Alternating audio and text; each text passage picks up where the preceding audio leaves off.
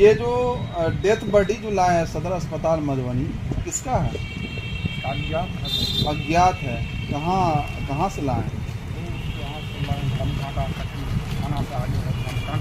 और धर्म काटा सकरी थाना अंतर्गत।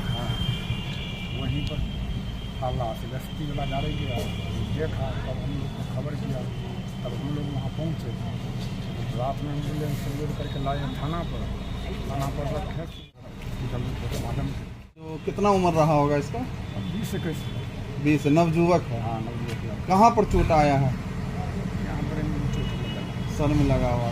ब्लड भी गिरा था कोई? हाँ, बहुत। और इस समय तक कहीं कोनो नुकसे नहीं,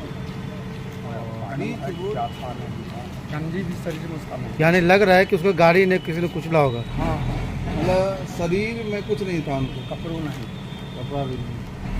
लंगे खाली मात्र पेंट पे था।